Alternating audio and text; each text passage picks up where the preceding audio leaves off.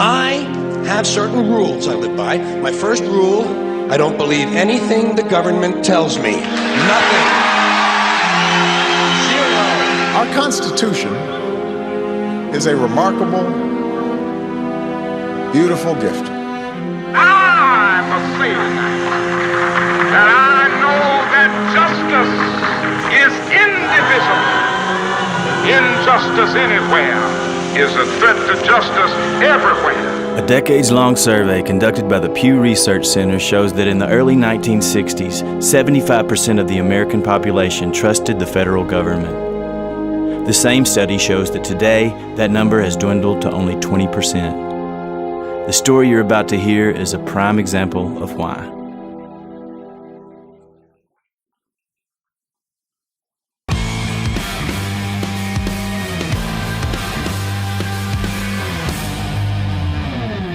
We're all here for the same reason. It's because we know in our gut that something is horribly wrong.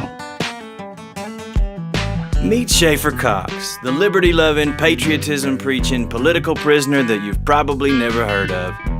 Before he caught the attention of the FBI and other federal entities, by all accounts, Schaefer Cox was an upstanding citizen and a pillar of the community. The son of a Baptist minister, Schaefer Cox was raised with conservative Christian values.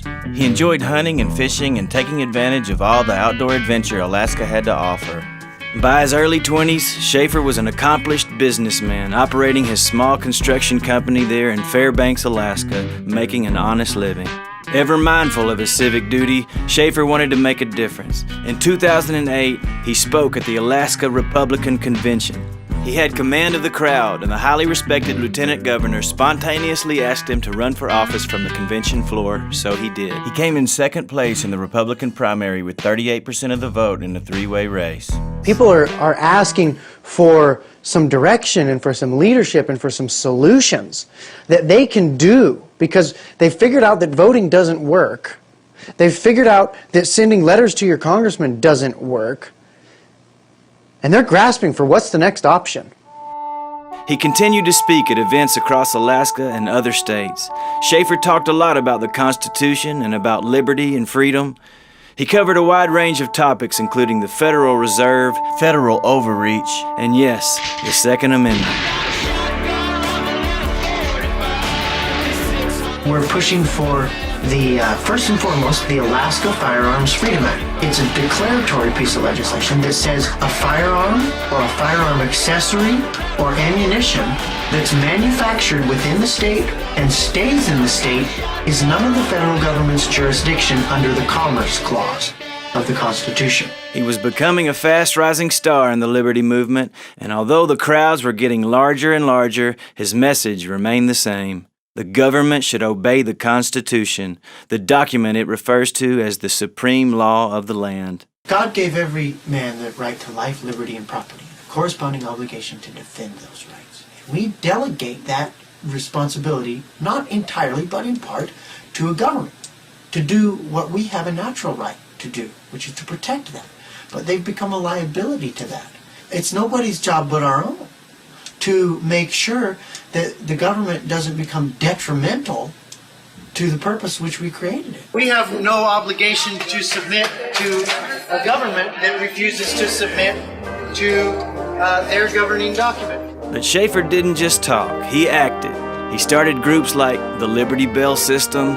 The Liberty Bell System is an automatic phone system where every freedom lover in Fairbanks can be instantly accessible to the others. Here's how it works. If you are being harmed by anyone who is breaking one of these laws, you can ring the Liberty Bell.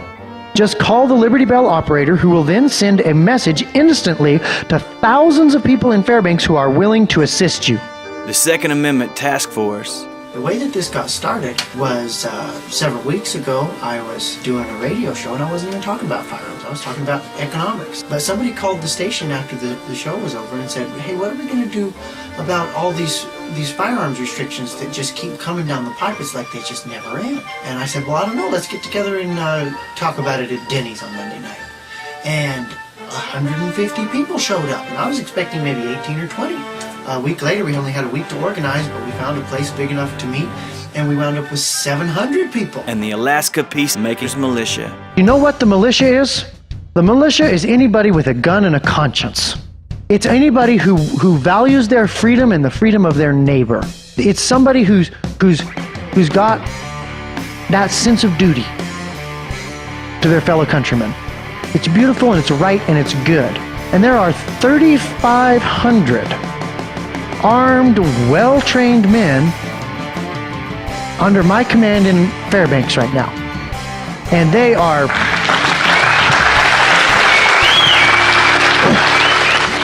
According to FBI agent Richard Sutherland, it was those words that drew the attention of the FBI. Where could Schaefer Cox have gotten the crazy idea that it was okay to create a well-regulated militia? Well, for those of you that don't know, that idea is straight out of the supreme law of the land, the Second Amendment to the Constitution of the United States of America. It was at that point that the FBI hired career criminal Gerald J.R. Olson to try to get some dirt on Schaefer Cox. Not only did the feds give money to Olson, they also helped him out of some legal trouble he was in for stealing a tractor.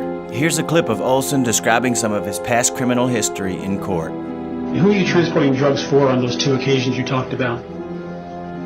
It was a Hells Angels biker club gang. After over a year of investigation, 2 separate U.S. attorneys reviewed the FBI's findings and both came to the same conclusion. Schaefer Cox was not a threat and there should be no legal action. The FBI should have dropped it right then and there, but they didn't. Instead, they decided to try a different tactic: provocation. Knowing full well that Schaefer's young son Seth was loved and well taken care of, the FBI called in a tip to the Office of Children's Services, hoping to incite a shootout, according to witnesses. At the same time, the feds deployed paid informant William Drop Zone Bill Fulton under the direction of FBI Special Agent Sandra Klein to, among other things, goad Cox along and convince him that he needed to take a stand and defend his son from the government at all costs. The plan was to provoke the peacekeeper to violence and set the stage for a shootout. what the supervising agent had said, quote, "Our plan is to try to take Seth away from Schaefer and Marty, and we believe that will be sufficient to elicit a display of force, at which point we will shoot all 3 of them."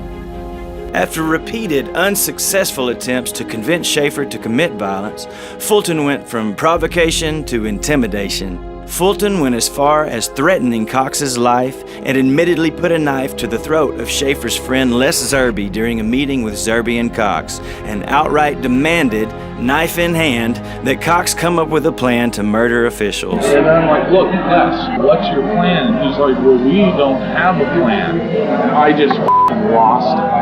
I literally grabbed a knife, started coming over the counter, and I was like, "I'll slit your throat open and beat you out of my team, you piece of shit." Suspecting foul play by the FBI, OCS, and other agencies, and fearing for their lives from Drop Zone Bill Fulton, Schaefer Cox and his wife went to the military police station at Fort Wainwright outside of Fairbanks. Military policeman Stephen Gibson told Schaefer that federal agents had come into the station and bragged about how they were going to, quote, "fix the Schaefer Cox problem." In light of all this, Schaefer decided the best thing to do would be to leave town. With his wife and kids in tow, Schaefer was headed out of Fairbanks to Canada when FBI informant J.R. Olson stole the battery out of Cox's vehicle. With the vehicle successfully sabotaged, informant Olson tricked Schaefer and his family into taking refuge from informant Bill Fulton in Olson's attic until he could supposedly get his trucker friend to safely transport the Cox family to Canada. Olson kept the Cox family in his attic under false pretenses for 21 days, which met all the legal requirements for kidnapping according to attorney Robert John, and gave the feds plenty of time to plan their strategy. On March 10, 2011, Olson took Schaefer to a deserted industrial lot in Fairbanks where the trucker was supposedly waiting, but instead the FBI ambushed and arrested Schaefer Cox.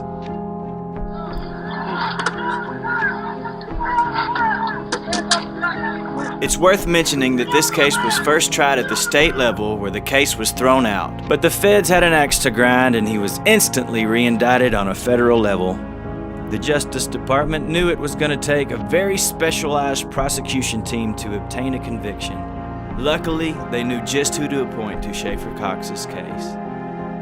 Meet Joseph Bettini. Bettini first made headlines as a federal prosecutor after his unconstitutional and illegal activity in the case of Senator Ted Stevens. United States District Judge Emmett Sullivan said that in his 25-year career he had never seen mishandling and misconduct like what he had seen by the Justice Department prosecutors who tried Stevens' case. Bettini and his co-conspirator prosecutors were held in contempt for their deceptive and illegal tactics, which included withholding exculpatory evidence, evidence that favored the defense, and allowing false testimony. Judge Sullivan ordered Special Counsel Henry Schulke to investigate Joseph Bettini and the other federal prosecutors in Senator Stevens' case.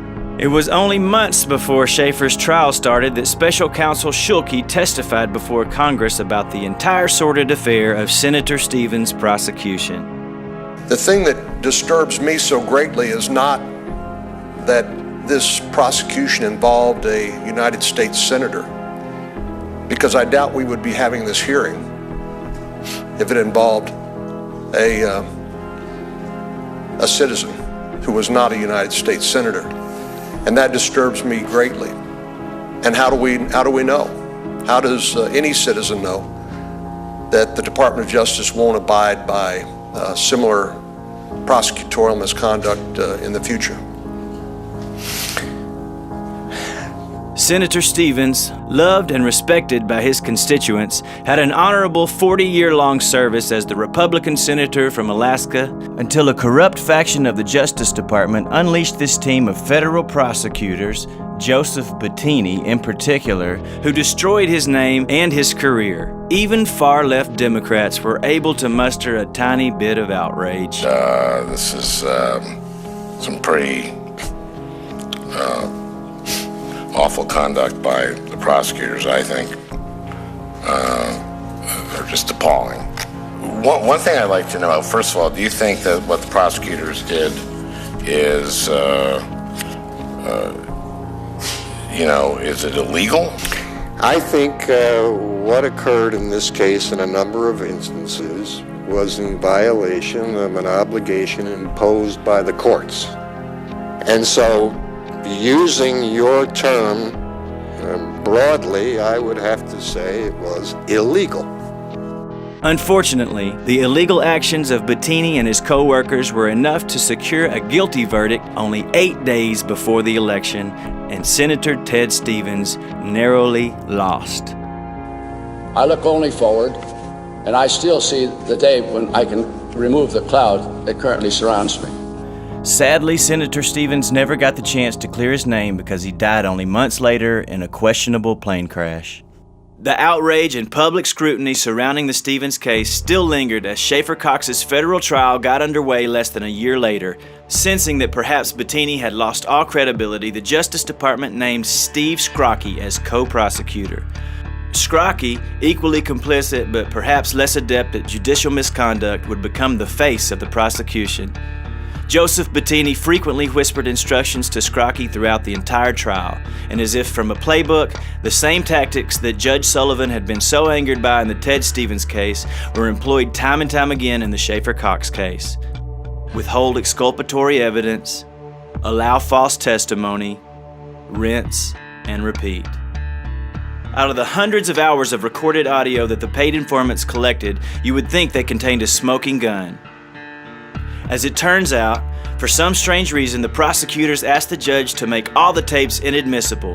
They wanted their own surveillance kept secret, all of it except the clips they cherry-picked. Another blatant example of withholding exculpatory evidence. Subsequently released audio recordings and emails between co-prosecutor Steve Scrocky and U.S. Attorney Karen Loeffler, Scrocky's boss, show that Scrocky coached his witnesses to lie, then backed up the lies with his closing arguments. Another blatant example of allowing false testimony. The entire case was built primarily on the testimony of career criminal and conman J.R. Olson, knife-wielding provocateur Bill Fulton, and cherry-picked, out-of-context evidence. In the end, their playbook proved successful, and Schaefer Cox was found guilty of conspiracy to kill federal agents. It turns out there's a special place that the DOJ sends people with, in their own words, inspirational significance. It's called the Communications Management Unit, or CMU. Says is inspirational significance. I think that's a very benign way of saying that the people are there because of their political beliefs. Only one journalist, William Potter, has ever been allowed in the CMU.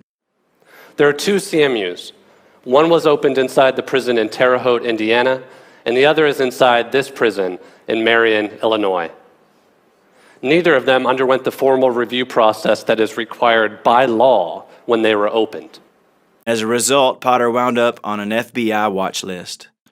Fortunately, Schaefer Cox was able to file an appeal with the Federal Ninth Circuit Court. The first hearing of the appeal was held just days ago on August 16, 2017 in Anchorage, Alaska. At that time, the judges heard oral arguments and had some interesting questions for the prosecution, represented by Steve Scrocky. If soliciting someone to kill someone who doesn't exist isn't sufficient, under FIOLA, under whatever, if that is not enough, what other evidence is there of solicitation specifically?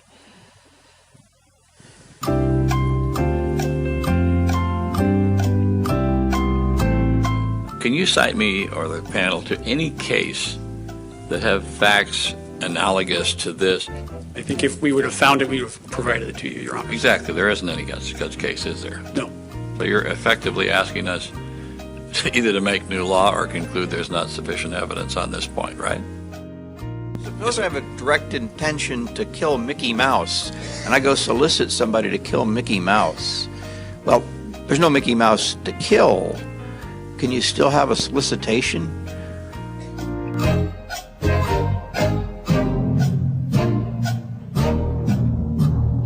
Hopefully, this video can help spread the word about the prosecutorial and investigative misconduct in the Schaefer Cox case. As Senator Cornyn feared, how does any citizen know that the Department of Justice won't abide by similar prosecutorial misconduct in the future? Although the appellate judges did show skepticism, and rightly so, make no mistake about it, even though there is overwhelming evidence in Schaefer's favor, getting his conviction overturned is going to be an uphill battle. He needs your help. If this could happen to Schaefer, it could happen to you. At the very least, please share this video. No matter your political viewpoint, we can all agree that innocent people should not be imprisoned. Please help spread the word about Schaefer's case. His children need their father home. You can find various links and information in the description of this video. Please share this video, and please pray for the release of Schaefer Cox. I am Ray Southwell, co-founder of the Michigan Militia in 1994 and co-founder of the Alaska Citizens Militia in 2009. We helped Schaefer Cox in establishing a constitutional militia in Fairbanks, Alaska. He is not a domestic terrorist. He is not a criminal. And there is no justice in America. It is just us. I'm Joe Burlak, owner and host of the Patriot Watch radio network based out of Ohio. My crew and I thoroughly support Schaefer Cox 110%. Our crew and myself, as well as our network, will continue to support Schaefer Cox in any way that we possibly can. God bless you, Schaefer. Hi, I'm Pastor Broden, and I'm the senior pastor here at the Fair Park Bible Fellowship Church. I stand full support of Francis Schaefer Cox. Release him now. Hello, this is Ruth. I believe Schaefer Cox is innocent, and I believe he should be released. Ladies and gentlemen, my name is Wiley Smead Drake. I'm the chairman of the Congressional Prayer Conference of Washington, D.C., and one of the key notes in our prayer meeting is to pray for Schaefer Cox. He is being persecuted and prosecuted unrighteously, illegally. Continue to pray with us and for us as we support Schaefer Cox. My name is Rudy Davis, and I am also a Bible-believing follower of the Lord Jesus Christ. I have also researched the Schaefer Cox case. I believe he was set up just like they set up Senator Ted Stevens. And I am in full support of freedom for Schaefer Cox. Thank you for your prayers. Hi everyone, it's Sheila Zielinski from the Sheila Zielinski Show. I have had several people on my show regarding Schaefer Cox. I believe he's being wrongly imprisoned. I believe he's being targeted by the federal government, and we do have to pray for our brothers in bonds, and I ask you to speak out on the Schaefer Cox issue. Thank you and God bless. My name's Rich True. I'm from Omaha, Nebraska. Listen, the reason I'm making this video is to show my support for Schaefer Cox. This man has been incarcerated for the past 6 years unjustly and was set up by the United States Federal Bureau of Investigation and amongst other ABC outfit organizations. Do your research on Schaefer Cox. This could be you or I. All the man did was speak out against injustices in the United States government. He almost won a seat in Congress in his 20s. Listen, research Schaefer Cox. Show your support for this man. God bless you.